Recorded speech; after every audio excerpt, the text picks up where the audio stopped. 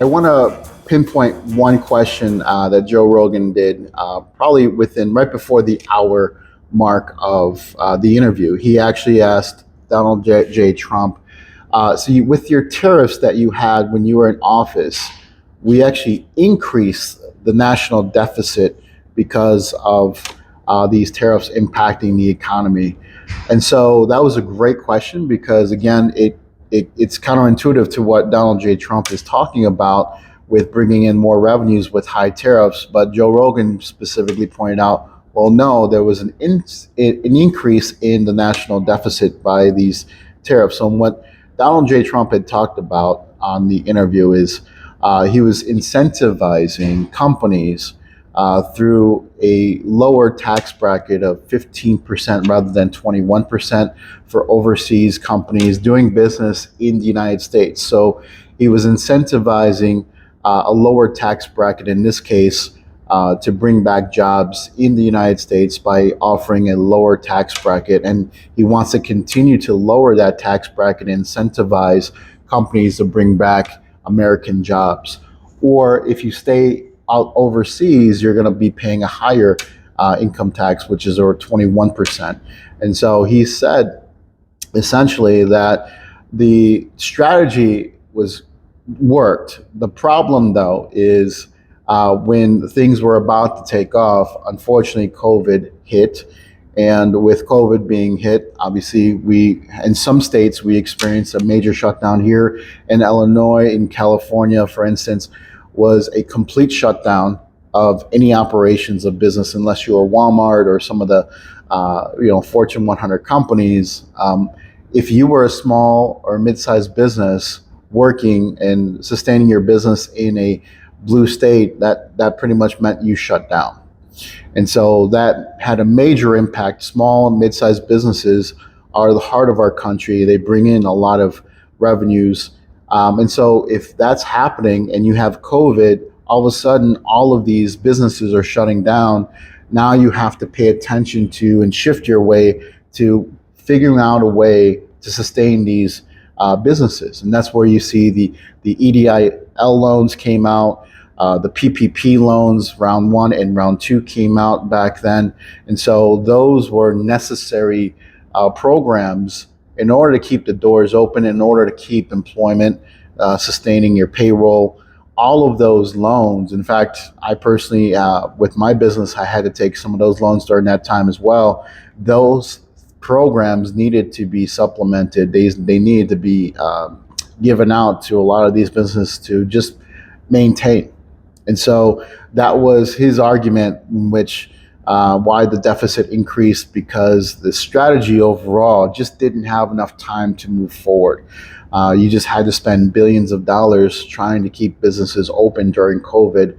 A lot of chaos, a lot of things. But what I would say that I think Donald Trump did during that time of COVID, he allowed the states to run their own state and their own rules essentially with each state. And I think having a little more leadership would have probably prevented a lot of that stuff from going on. I think showing in that crucial time of people being worried, people being scared, no real timeline as to when things will get back to normal.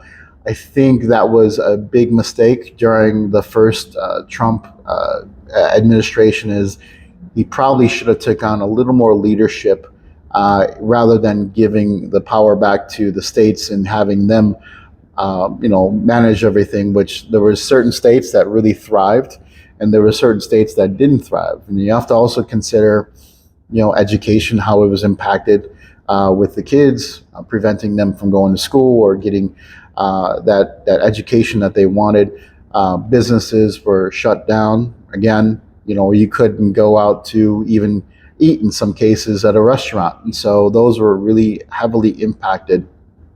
So there could have been a lot more leadership, I believe, in Donald Trump's administration back then to prevent a lot of what we've seen. So, but he brings up this valid point again. If he introduces those tariffs again, he introduces deregulation, which is another thing he talked about.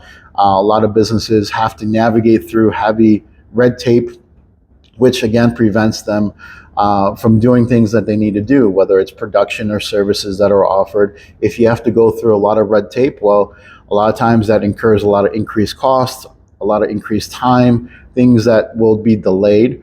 And so his views would deregulating a lot of the things will open up and make things a little more easier to produce and service. He also talked about, again, incentivizing a lower tax bracket for those companies that are bringing in more American jobs. That's an incentive. He wants to even go down further, be below 15%, where it's at above 21 right now. And he wants to, de-incentivize companies that are outsourcing. So again, you're going to have higher taxes for companies that are outsourcing.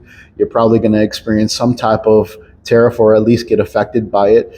And so again, it's incentivizing American companies to bring back jobs here. So again, if I'm a company that's overseas and if I see an increased tax rate, why would I bring cash back to the American economy?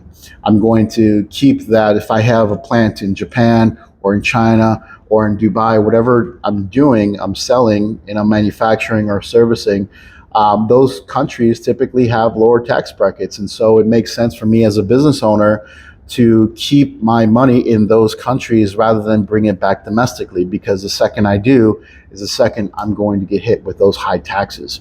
And so again, the biggest difference between the Kamala administration and the Trump administration is, with Kamala's administration, I know there's going to be an increase in taxes. So if I'm outsourcing, if I'm hiring into different countries, I'm going to keep my bank accounts, I'm going to keep my cash and resources in those countries where I know the taxes are going to be much lower. And you won't see a dollar coming transferred back into the American economy. There's no incentive to do that. But if I'm a business owner under Trump, well, I'm going to be incentivized to bring my resources, my cash, my employment back to the American economy, because I know tax rates are cheaper in the American economy versus other countries. And so again, these are quick fundamental things that will entice or de-entice me or de-incentivize me from doing one or the other. So this is very important to know from a business perspective, how this can be impacted. Now, we don't know whether Donald J. Trump's strategy would have worked. Unfortunately, COVID-19 happened, and so all of the resources and expenditures from the government had to go to those businesses for the Secure Care Act and the PPP rounds, all of that. So we don't know for sure whether that strategy would work, but according to him, he's stating that it would have definitely cut down the deficit. Currently, we're at a $35 trillion deficit in our national budget. So he's claiming that his strategy will cut down that deficit. And I believe Elon Musk had mentioned $2 trillion. I'm not sure whether that means the first year or the next 4 years, possibly the next 4 years, the $2 trillion being paid back. But that's something that's very important. If we continue to go down this path and spend, we could be in worse shape than we are right now. And so, again, we don't know for sure. I can't tell you whether that strategy was a success or not. I can only tell you that from his words, it would have been if COVID wouldn't have happened. I can also tell you, then again, I feel personally as a business owner, that the biggest mistake that Donald Trump did back then when COVID happened is there wasn't enough leadership from the executive branch. Again, he relied too heavily on the governors of each state to run their state. And I believe there could have been at least some guardrails set up for the COVID-19 pandemic. So that was one of the things I think that could have been done better.